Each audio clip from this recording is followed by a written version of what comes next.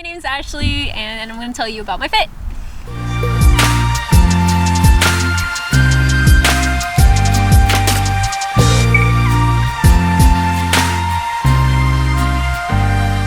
The older you get, your body is falling apart. No matter, like, you either 19-year-old me who did Half Dome, and then another year when I was 25 and I did it, I was feeling it, and I was like, wow, I realized how much aging does. And then being 29 now, I'm just like, wow, okay, my knees are giving out, like my back hurts all the time. Is this what aging is like? So why I hike is because I know I have to stay active, but I know I hate the gym. So it's just like, how do I find what to do to be active? So I've been hiking way more now and just being outdoors and longer distances, and it's been helping. Like, I feel like better about it, but now I'm learning how to take care of myself after I hike, which I didn't know in the past.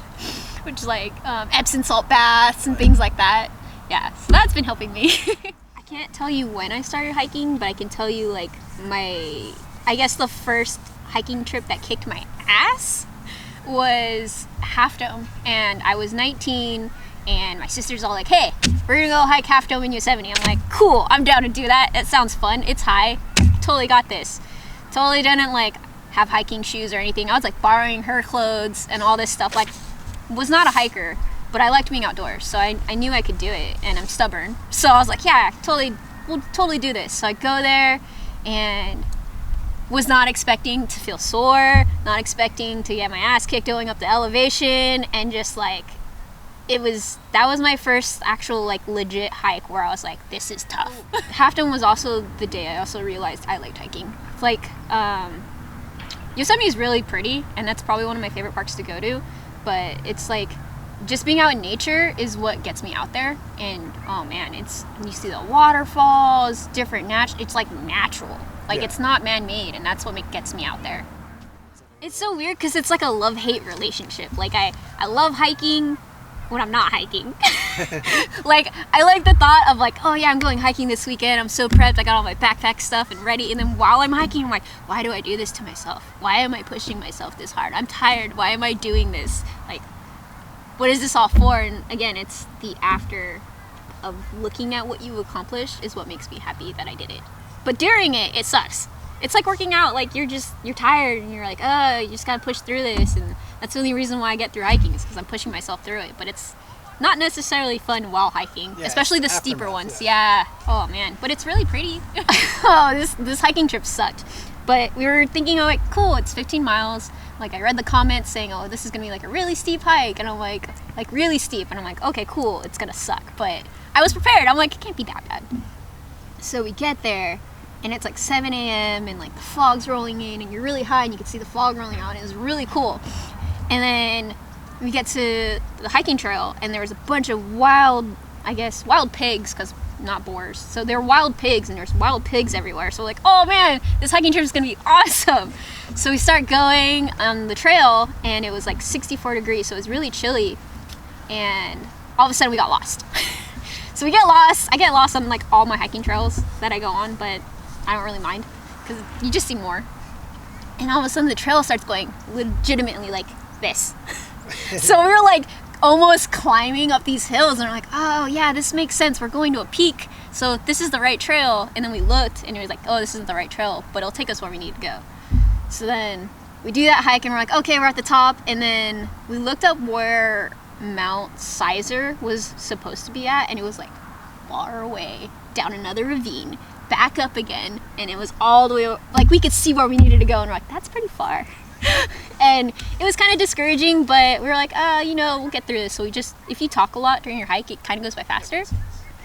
But then it started getting hot, and then there started to be more steep inclines, and we were just like, this sucks. But it's like, once you get to the top, it's super worth it because you could see the view of everything you just hiked, and it's kind of like looking back, you're like, oh man, I just did that. Oh man, we just came over from over there.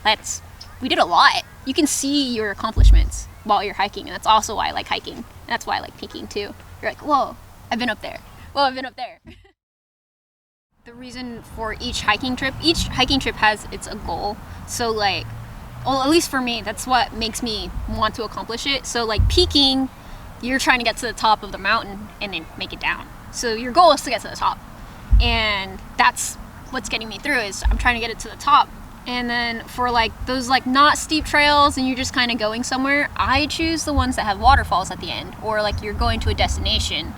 And then that gives me an idea of like, okay, we're trying to get to point A, and that'll keep me from continuing the hike. Otherwise, if it's just a big giant loop and then there's nothing really, I'm like, oh, ooh, pretty scenery. Okay. So I have 2 goals for hiking. So the next one coming up would be the last peak I'm doing for the 6 peak challenge. So that's the last one, which is 20 miles. And then the longer long-term goal that I've always wanted to do, which I kind of slowly accumulate here and there, is I'm trying to go to all the national parks in the United States. So like that's even Alaska too. And just doing like one hike there, or just I want to see all the different landscapes that the United States has to offer. And everywhere is different. And these national parks are reserved because they're naturally, something about that area made the government basically say, we're going to protect it. So I want to see why. And yeah, that's another one of my long-term goals. And I've gotten maybe, technically I think I've been to like 10. But since I started this and started like posting it, I think I only put like 3. Yeah. The prettiest one I did was Mount Whitney. And that is, Mount Whitney is the tallest peak in all of the United States, not including like Alaska. So if we're not including Alaska, it's the tallest peak in the United States. And that is probably the most prettiest ones, and I've taken a lot of photos because you start at like 4:30 in the morning, you start this hike. And we're carrying 30-pound backpacks, and you go up and you just see the sunrise hitting all the trees, and it's really gorgeous, and you can hear the chirp, like the birds starting to chirp, and it's like, how do I put it? Like, there was a word I was using. It's like, people do yoga to meditate. It's a lot of meditation kind of in a way. Like it just clears your mind, and it helps you think things through. If you ever have issues, like just hiking, because you're not surrounded by like people, buildings, or anything. It's surrounded by like quietness, and it's really quiet out there, and it's kind of really cool, and it just helps you clear your mind. And I use it for meditation. A lot of the times when I like have a lot of shit going on in my life and like I can't think things through, I go hiking, just because even long road trips, that works the same way too. But hiking, fresh air, out in the wilderness, no people surrounding you, you're just with your thoughts. It's honestly really nice. And that's why Whitney, for sure. And then when you get to Whitney, like you get so high where the trees stop growing. Oh yeah. Yeah, so there's so much, like you're so high, less oxygen, trees can't grow anymore, and you can see the line where the trees just stop growing, and you're just climbing above that, and you're like, holy crap. It's totally different scenery for that hike, for sure. So like a good way to start hiking, and like there's apps, you can find hiking apps, so it's just like people rate and comment how long a trail is, how steep a trail is, easy, medium, hard, things like that. So that'll kind of give you an idea, and it also tells you like how far it is from your house. So that kind of helps you plan out where you want to start. And another way to do it is, how do I do it? National parks, they have like just a list of hiking trails everywhere, so that one's easy. Good way to start, just do it. I mean, you don't really have to plan or like psych your body up for hiking. You're just going on a nature walk.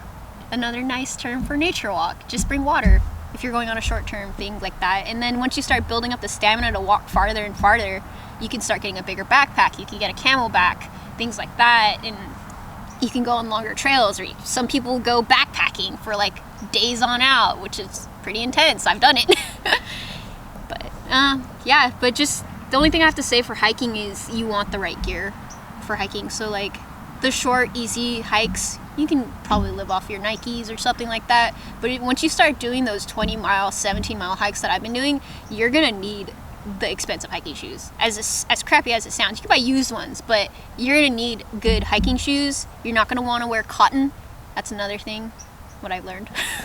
You don't wear cotton, and invest in hiking socks, because blisters suck. And if that's like your main tool for hiking, is you're walking the whole time, and if you get blisters on your feet, you're screwed. So I recommend good hiking socks, and Leukotape, which is what I just bought recently on my last hike. So Leukotape saved me.